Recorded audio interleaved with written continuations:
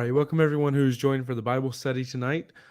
Please let me know as soon as you get the chance if there's any issues with the audio, as we are still getting used to having a microphone and all that stuff. I was trying to make things a little bit better. But greetings, I see, at least I know Mike and Stefania here. They left comments. So greetings to you. I assume Rebecca's there as well. Uh, we'll go ahead and jump into things. I don't want to waste a lot of time getting into the lesson. Still got a lot of work I'm trying to get done today. Probably record even another video tonight if I can help it for Saturday. So a lot to do. And I've been on the phone for a while trying to get things planned with the conference. So let me put a little note on that to make sure everybody's setting aside time and preparing to be with us and enjoy the conference and everything coming up here in June. So with that in mind, we're going to be looking at the need for discretion tonight. So discretion and prudence are two of my favorite things to talk about in this series. And so prudence is coming up soon. Discretion, though, is today. I originally had thought about doing this the same way we've done some of these others, like where we talk about subtlety and brutishness at the same time. However, I just realized when it comes to the way we talk and being careful with our words and being slow to speak and so forth, that the Bible says so much about that it certainly wouldn't be a waste to spend more time there. So I'm going to try, even though some of these verses will have to be touched on next week as well, if I do it this way, I'm going to try to keep this message more focused on discretion. And that way we can spend a little more time talking about our language next week, which of course is going to go hand in hand with our Sunday morning message about how we show Christ in our homes through our language. So it's all going to be connected in a very important way. However, I want to, like I say, just slow down and spend time on it instead of rushing through it. With brutishness and subtlety, it's easy to put those two together because really, if you don't have that contrast, there's not much to be said. Sounding intelligent versus not sounding intelligent. It's not a lot to be said without that. But when it comes to discretion versus someone who's just very hasty in their speech, there's quite a bit to be said about that in the Bible. So with that, we're going to talk about discretion tonight. That'll set us up, and then next week we can see what's left to talk about as we get into the rest of it. All right, so our text verse is Proverbs 1, verse number 4. It says, to give subtlety to the simple, to the young man knowledge and discretion. So, of course, this is part of the mission statement of what the book of Proverbs is about. The idea is, this list of what's going on in those first several verses this is why this book is written. This is what the intention is, the goal of the book. And so in this list, part of that goal is to give subtlety to the simple and to the young man knowledge and discretion. So we know from our chart that most all of that flows from knowledge, that the young man and the simple one, of course, the young man is the one who hasn't experienced stuff and the simple one's the one who hasn't been educated. So there's your two ways in which you increase in knowledge, education and experience. So the person he's talking about in that verse is someone who lacks knowledge. Either because they're young and haven't experienced a lot or because they are simple and uneducated. So the idea is that, one of the reasons this book has been written is to help equip those people who lack knowledge for whichever reason that you might lack knowledge. And so then he gives you the products that come from that. He talks about knowledge and then what comes from it. So that's actually one of the key verses that informed our chart. So let me see if I can bring that up.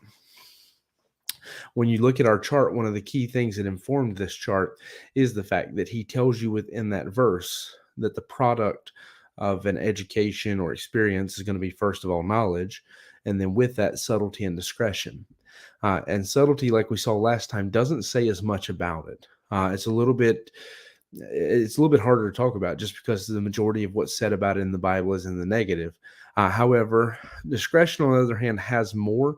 And there's a couple verses that just really, really drive home what it's all about when it comes to discretion. So with discretion, it's a little bit easier.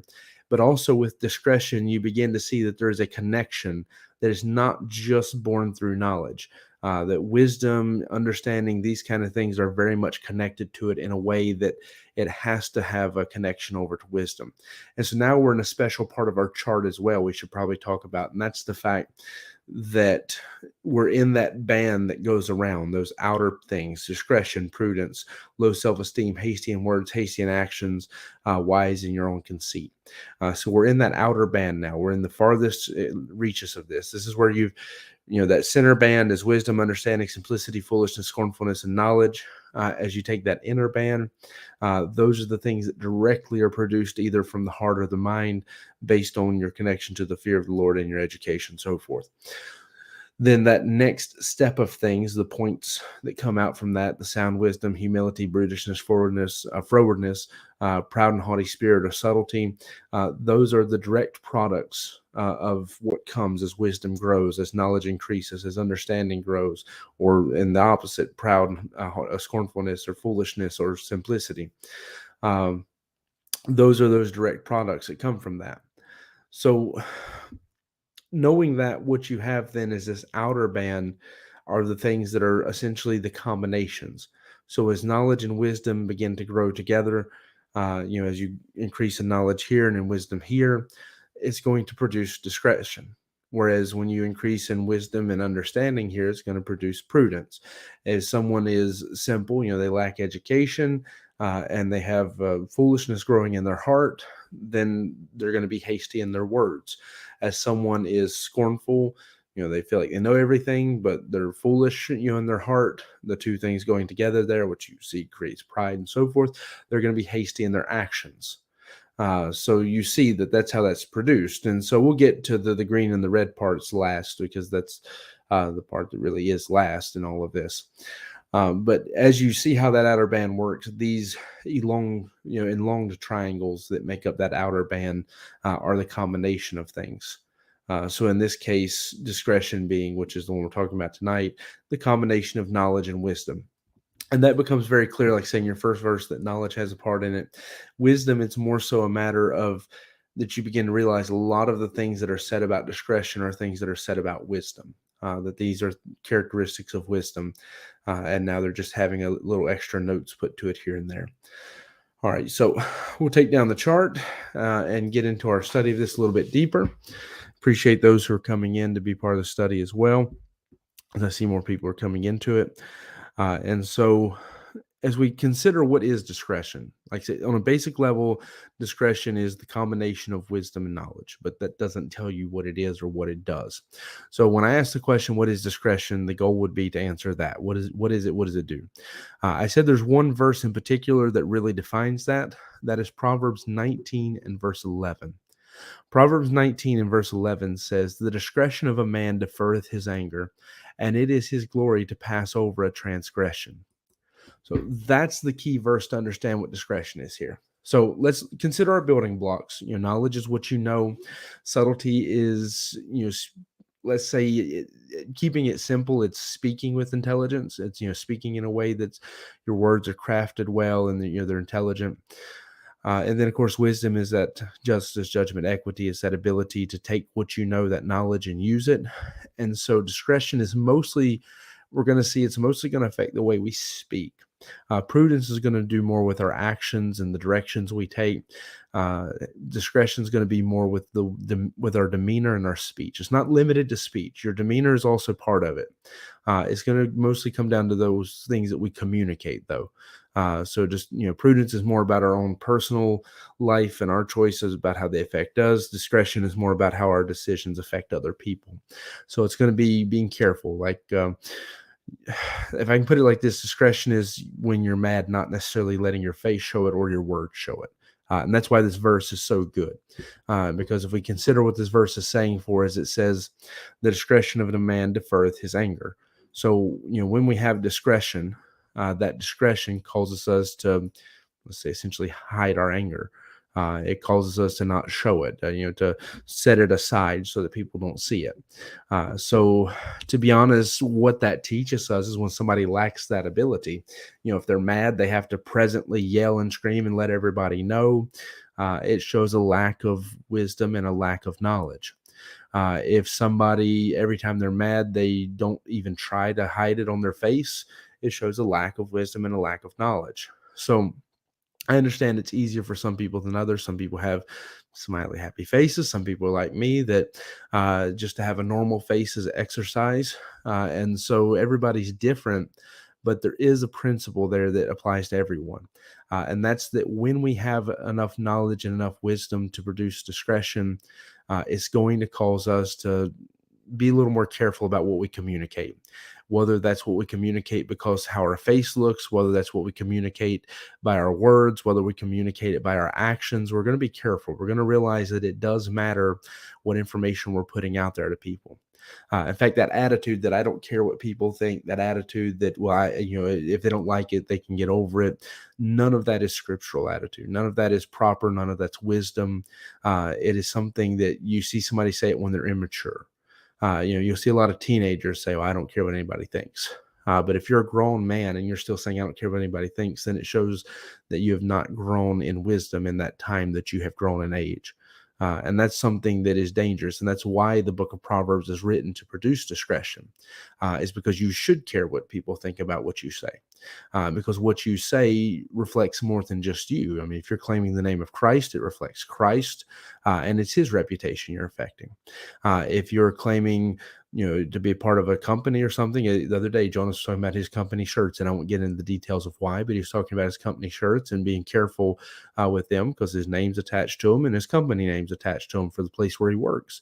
And he's right. Discretion is that you don't want that something to be done that's going to reflect badly on that. Probably a better example that I can use is the one I've used as to why I don't print a lot of stuff to stick on cars and things. Because people ask me, why don't I print bumper stickers, or why don't I make magnets you can put on your cars? And there's a couple reasons. One, why I didn't put it on my car before is because living in the city, I already had people breaking my window without a big target painted on the side of my car. But now that I'm out of the city, I'm still a little bit reluctant because being in Belgium has made me more aggressive a driver than I would like to be. That's why I said when I was in America for a week, it was hard. It felt like we were moving at a snail's pace, that we weren't going anywhere. Because nobody was in a hurry, nobody was pushing to get places. Whereas here, people run over their grandma just to get one car further in the line. And so it's very different. And I know that what I communicate when I'm driving, either by my demeanor, by the way I drive, is not necessarily the best reflection of Christ nor Again Baptist Church. And so that's why I'm discreet about that. I'm not as quick to throw the name of the church on it and say, yeah, it doesn't matter what they think, because I don't want them to associate the bad with the church. And so that may not be the best example, but that is what this verse is talking about. That when a man has discretion, he's going to put his anger and things aside. He's going to realize that this is not the right time to communicate that, or this is not the right thing to communicate. And so discretion is a lot of times about time and message. It's about, is it the right time to communicate this? Or is this the right thing to be saying? And so the two places where you're going to see that is in terms of is this the right message? Is that the Bible teaches it very much that a foolish person has to express his mind presently. Like he has to pour it out right now. If he's upset, he can't hold it back. I've got to let somebody know that I'm upset. That's foolishness and childishness. Now, that probably afflicts half of the people who will ever hear this message, because the majority of people struggle with that. I know I myself, when I get mad, have a hard time with that. But at the end of the day, it doesn't change it. Just because we don't like to hear that, just because it's offensive to hear that, doesn't change that is the truth. It is a mark of foolishness and immaturity, a lack of discretion, when we have to express our emotions presently. I'm sad. Everybody needs to know I'm sad. I'm mad. Everybody needs to know I'm mad. So one of the places I say it'll affect is in what we communicate. We're going to step back and realize that not everybody needs to know that I'm mad. If you think about it, this is one of the characteristics of wisdom. Wise man holds it until afterward, but the fool speaks his mind presently.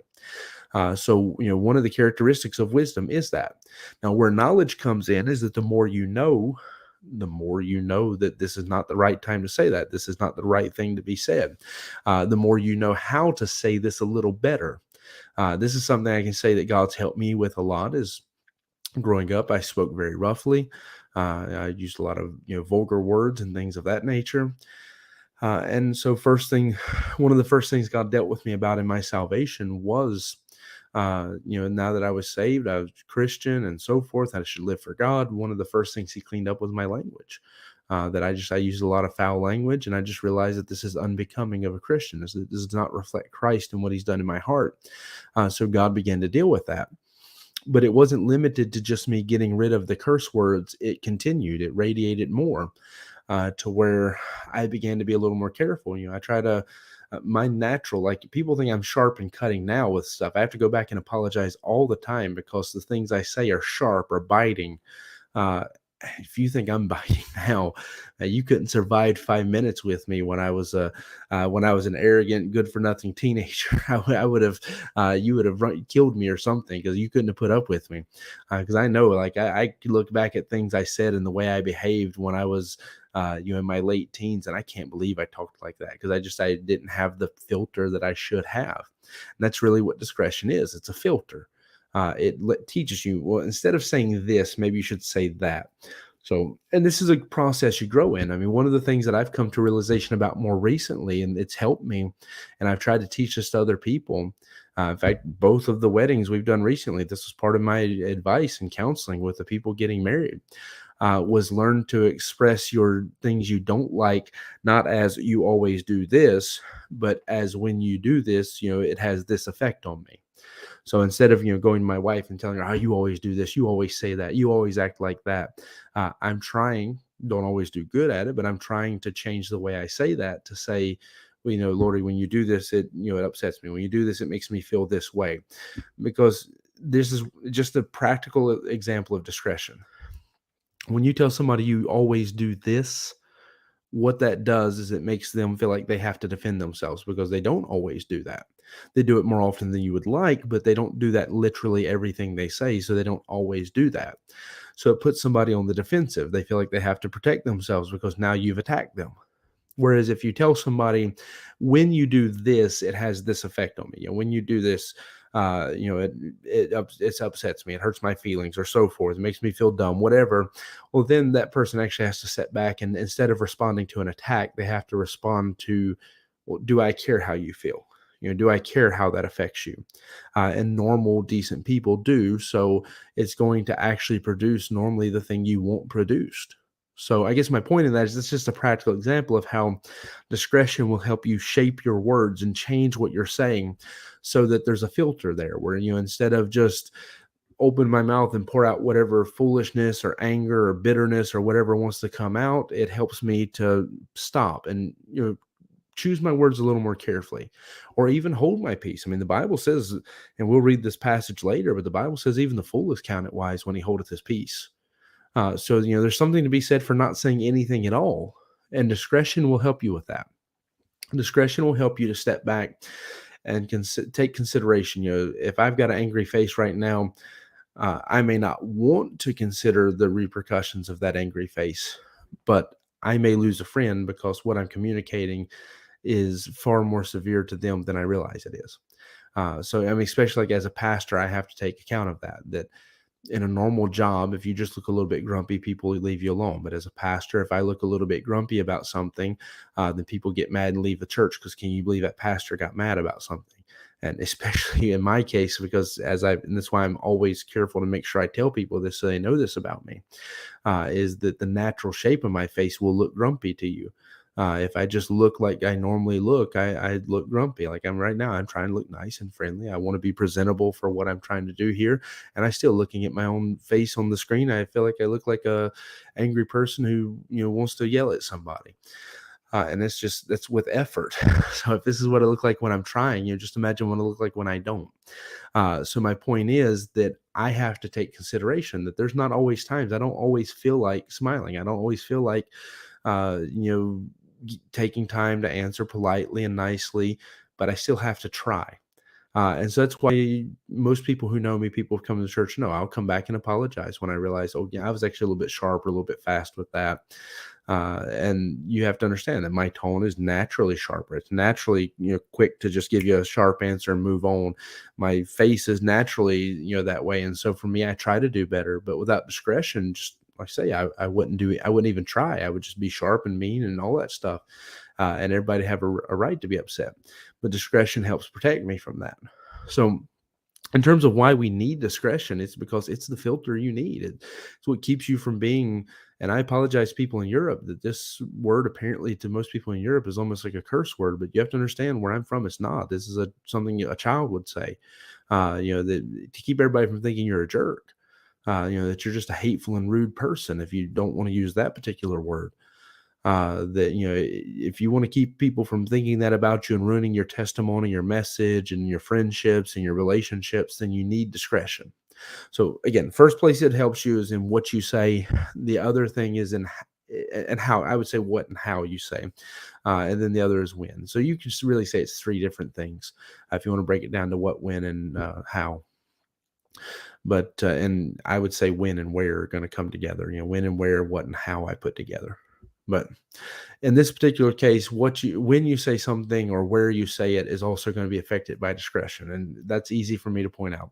There are things that you would not say at a funeral that you would say at a wedding. There's things you wouldn't say at a wedding that you would say at a funeral. Hopefully, you don't get up as a pastor and say, "I'm glad to have you here at the funeral of so and so today at their wedding." Otherwise, you're going to never live that down, because it matters what you say, but it also matters when you say it. It's proper to say to welcome people to a funeral at a funeral. It's not proper to do it at a wedding. So it does matter where you say things, the timing and the place. And so that's another thing people have to understand. And the example I always use for this is because, to be honest, it's because I'm trying to teach people this, because I don't. This is something I don't like, and this is one of those places where I do struggle a little bit with, making sure I don't get a little grumpy. Is just coming to a pastor just before service starts. You have to understand, as a pastor, I have prepared sometimes weeks or more. I've been preparing for this moment, this service, this message.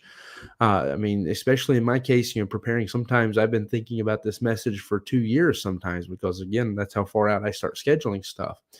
And so for me, as I'm coming into that message, I'm excited. I really want to bring this. And then someone who can't wait to talk about something will come to me, and they'll throw out all their bad stuff that's happened this week. Or they'll come to me and they'll complain because somebody made them mad at the church. Or they'll come to me and they'll pour whatever. And it's like, you know, you just took, hours of prayer, hours of Bible study, and you just stomped all over it, to where now I, as a pastor, have to overcome that before I can get back on track to bring a message. So that's why I say that when it comes to discretion, it does matter when you say something. Because as a pastor, if you have a problem, if you need to talk to me about what week you've had, yeah, that's part of our relationship. You should talk to me about that. Just not 5 minutes, 10 minutes, 20 minutes, or even 30 minutes before the service is going to start. Catch me not even the moment I'm stepping out of the pulpit. I go and stand in the front at our church so that, there's time. Come out and talk to me while I'm out there shaking hands. If it's something you need to not talk about in front of other people, pull me aside or make an appointment or whatever. But that's my point is, we have to talk about not just what we say and how we say it, but when and where we say it. So, there's some things that shouldn't be said in front of other people. I'll pick on Sophania because I know he's watching. If you think Sophania's an annoying person, unless you're trying to rebuke him, you probably shouldn't say that in front of him. If you need me to talk to Sophania or deal with something, get me aside and say, preacher, maybe you should know that there's this problem. Sophania's acting this way. There's a right way to do it, a right time to do it, a right place to do it. And that's what we have to take consideration about our words and what we're communicating. Same thing. Just because you're mad doesn't mean you have to have an angry face all day. You can try to smile and try to put on a good face and enjoy. That way you don't kill everybody else's enjoyment. I mean, I've had to learn that. I've got a family.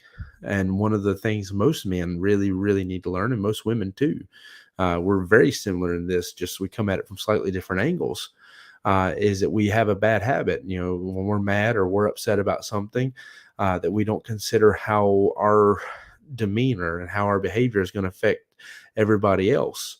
And so we take and we put on the sad face or the angry face. We don't even try to put on a smile, and we ruin everybody else's day. And I know, like I say, I know I'm guilty of that sometimes. So in terms of just like a quick, or not a quick, I mean, we're 25 minutes into this thing, but like an overall explanation as to what discretion is, that's what discretion is. It's the filter that helps you better choose when, where, what, and how you communicate things. Even why. I mean, all those W question, or all those questions you can put in there. Discretion is the filter that helps you better choose what you communicate, is the simple answer. So as we talk about the need for it, let me run you through a few verses, help show it a little bit more. And then, like I say, we'll save as much as we can for next week as we talk about people being hasty in their words and where that actually even becomes sin to be hasty and careless with your words. Because as we do talk about the need of discretion, that is something that needs to be said, is that a lack of discretion is often a cause of sin. So you very much need it because without it, there are many things that you'll do that God says are sin. So Psalm 112, verse 5, a good man showeth favor and lendeth, he will guide his affairs with discretion. So you see that it is about what we communicate and how we treat other people. Because he's speaking here, he says, a good man is going to guide his affairs. He's going to choose what he does with discretion. So he's going to choose to help some people who are in need. That's where the lending comes in. He's going to choose to help some people in need with discretion. He's not necessarily going to lend to everybody. I'll just be honest. There's some people I've lend money to. There's some people I've just given it to because I didn't want to have the problem of worrying about whether it was going to come back or not. And there are some people that I cannot morally give money to because I know that it would bother me if they didn't pay it back, and I don't trust them to pay it back. And God says, if I can't give it with the right heart, trusting that that person's not, not worrying about whether that person is going to pay it back, then don't do it. And I've given that example. I won't say who it is, but it's one of my relatively close family members that I don't like the way that he has borrowed money. I'll say that much. I'm not being very discreet, but as I've said it publicly before, so I don't feel like I need to tonight. But he has, and just so nobody feels offended, if you think it's you, it may not be. It's the one that everybody knows because everybody's lending money to him at some point. Anyways, he has borrowed money from everybody, and he never pays it back, and he's always a problem with that. And so because of it, I know my heart that most anybody in my family, my side or my wife's side, I can give money. Some I could give more, some I could give less. Some I could borrow to because I trust them to pay it back.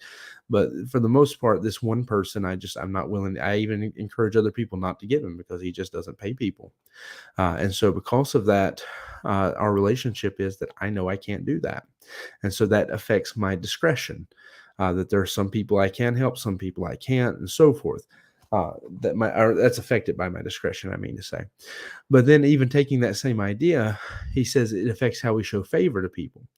So going back to the idea of giving money, there are some people who I would be more quickly to give or help. Some people I enjoy being around more and so forth. And so my favor towards somebody is also affected by my discretion, my affairs. What I do is governed by that discretion. That it's that filter that chooses how I relate to people and what I communicate to them, how I help them, so forth, all that kind of thing. It's about my relationship to other people, which we've already established that. Then, what's my next verse? Proverbs 5, verse 1 through verse 3 says, my son, attend unto my wisdom and bow thine ear to my understanding, that thou mayest regard discretion and that thy lips may keep knowledge. For the lips of a strange woman doth drop as an honeycomb, and her mouth is smoother than oil. But her end is bitter as wormwood, sharp as a two-edged sword. So you have this teaching here that it's also not about just how we connect with people and like what we do towards them and for them and so forth. But it's also a matter of what we communicate, which is what we've been saying up till now. He's contrasting the lips of someone who has discretion versus the strange woman. That the strange woman is subtle. I mean, she's very tricky in what she says. She's very crafty in the way she puts her words together. But the discretion of actually being careful, not to hurt somebody, not to damage someone with their words, they're not there. She's intentionally trying to trap people and kill them with her words. Whereas when I have discretion, I'm going to look over some things. I'm not always going to feel like I have to punish you for everything you've done wrong. I'm not going to try to hurt you with my words. I'm going to try to be careful and make sure my words are not destructive to you. And so there's something to understand about discretion. Then Proverbs, and we'll come to this next week, so I'll just mention it. Proverbs 10, 18, and 19. It's where I say it becomes a matter of sin when we don't have discretion. Is in that passage, it tells us that in the multitude of words their sin wanteth not, meaning when we talk a lot and there's no filter to it, that there is not going to be a lack of sin. Sin will be present when we're talking without a filter. And that's why you have verses like, which we'll talk about next week, James 1:19, where we're told for everyone to be quick to hear, slow to speak, slow to wrath. That God has that expectation of us, that we would slow down about speaking and be much more careful to listen and take in information. Then Proverbs 17, verse 27 and verse 28. And I think we'll read that one because that's directly about this. Proverbs 17, verse 27 and 28. We've even already mentioned it, actually. It says, He that hath knowledge spareth his words, and a man of understanding is of an excellent spirit. Even a fool, when he holdeth his peace, is counted wise, and he that shutteth his lips is esteemed a man of understanding. So he that hath knowledge spareth his words. So your understanding is going to affect your spirit, but he that hath knowledge is going to be careful with his words. He's not just going to throw things out there.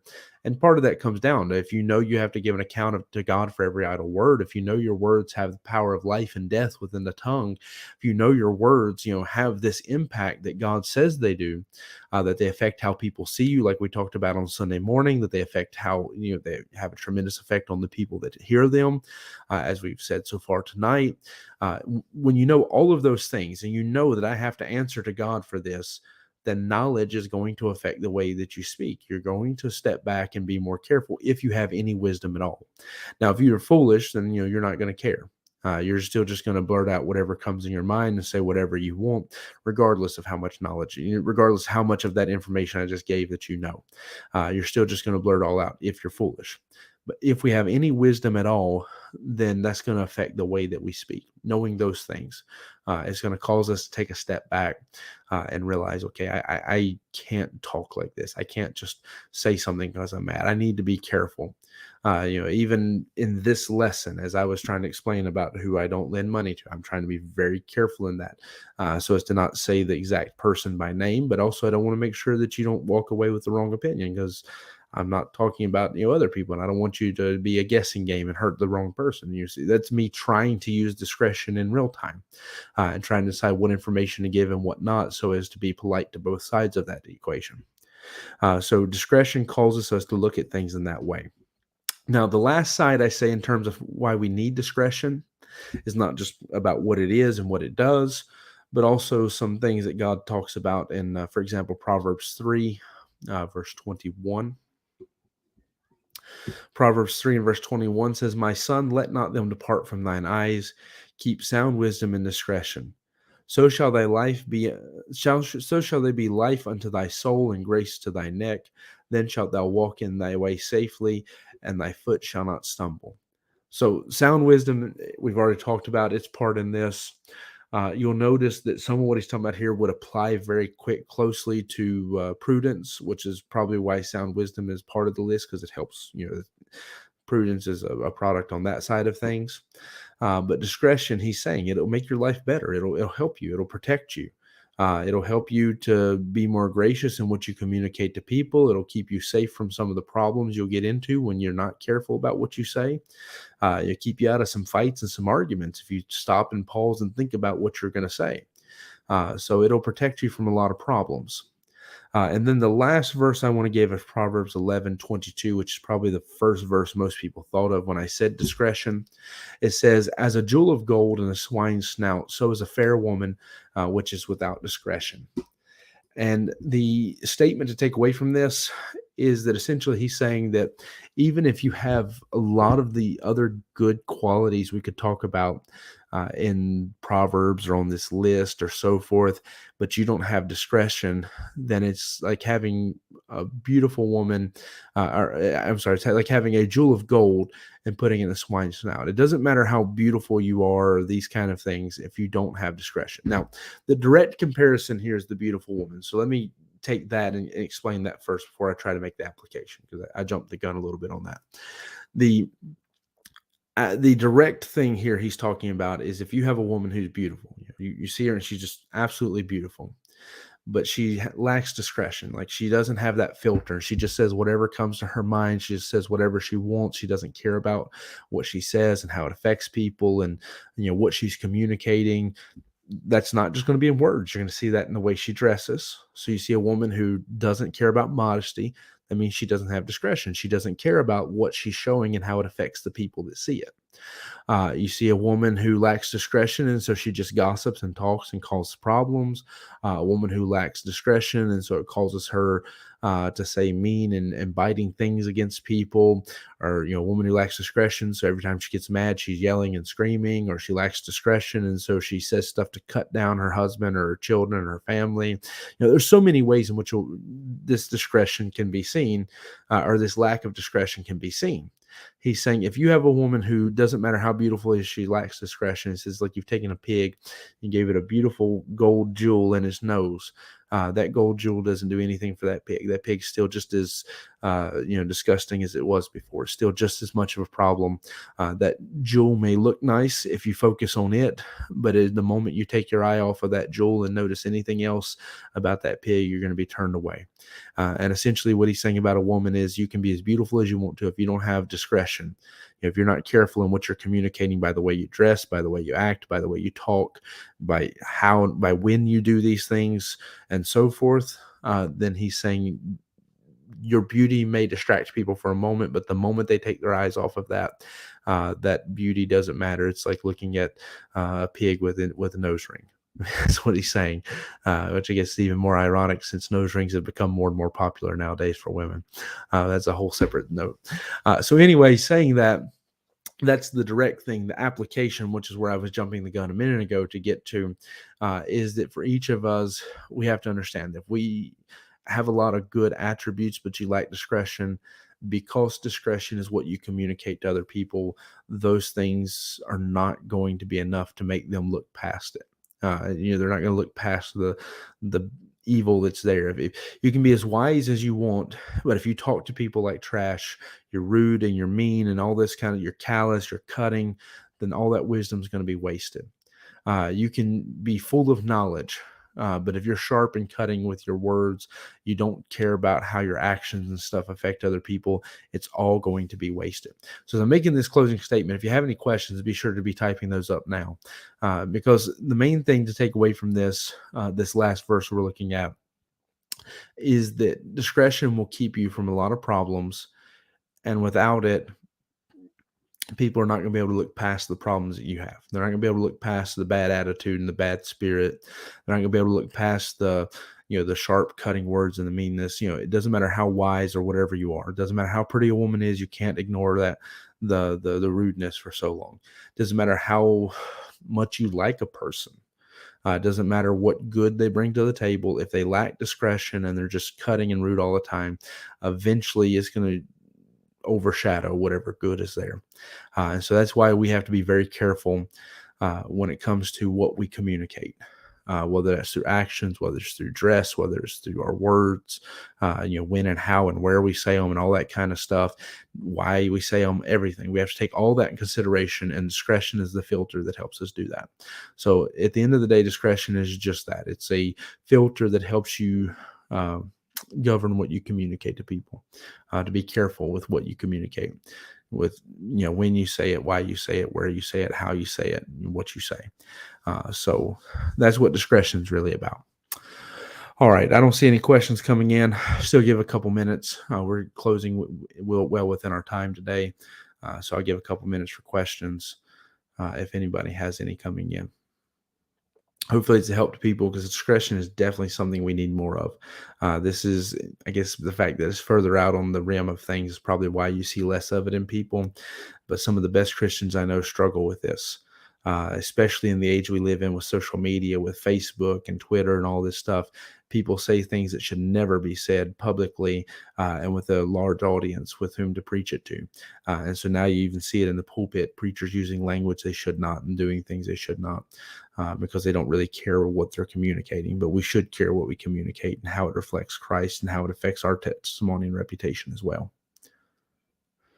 Speaking of that, in case anybody missed the memo, I did get my street performer's permit now. So apparently, I'm not just a street preacher anymore. I'm a street performer now. So now I can use my megaphone. In case anybody missed that announcement on Sunday, Nana donated a megaphone to the church because he felt sorry for me seeing me preach, and then having to really push, especially like last Saturday. I really probably should have used it last Saturday, but I didn't want to get in trouble for using it without a permit and then not be able to preach during the conference when I have people here. But yeah, Saturday, if you missed out on that, there was a guy who set up on the opposite side of us who actually took our original spot. That he set up on the opposite side of us, and he was playing his trumpet as loud as he could and had his music there. He had a sound system set up to play music, and he was trying to compete with us. So I had to, without a sound system, preach over top of him. I think I did a good job, but it was I was preaching against the wind a little bit. Uh, Really sunny day that actually has an effect more than you'd realize. The wind's the worst part, but we still, I think, managed to preach over top of him. But Nana brought that for me so that next time you'll see me, I'll have the handpiece and the megaphone holding it out, and I'll be able to preach without any problems. So no, there's no mime classes being offered. I don't. If I was going to do street performing, I'd have to be lazy about it. I had to be that guy who just paints himself silver and sets steel or something. I think I could handle that a little better. As long as I don't start sneezing, I'll be all right. Apparently, you also can get a street performer's permit starting from 3 years old. So I almost got one for Josiah, just so he can go be a panhandler, be out there and dance or something, get people to give him some money. No, I'm joking. I always said I was going to get it for. I think for him and Eddie both, I've made this joke that I was going to get an organ grinder and let them be my monkey that goes out there and collects money while I just turn the handle. That's probably what I need to do. All right. All jokes aside, see several people noted that don't have any questions. I appreciate the good feedback on the study. I appreciate everyone being here. As Nick would say, if you didn't like the video, and be sure to like it. I mean, it doesn't cost you anything to do that. I'll speak on his behalf since he didn't make it tonight. And if you made it to the end, make sure you leave an amen in the comments. Like I say, tonight I'm probably still going to record our video for Saturday. Thursday, I've got to record the next Pastors React and the next Bible Challenge. So that one's shaping up to be interesting. It's going to be all new people, all young preachers coming in to do it. I think it'd be an interesting Bible challenge for you. But anyways, appreciate everyone being here to be a part of the study with us. I hope as people come in that they'll get this lesson and get help from it. If it's helpful and you want people to have it, share it. You make it available to people, especially if you have Facebook and stuff, so people can get help from it. All right. Thank you, though. And we look forward to seeing everybody at church tomorrow.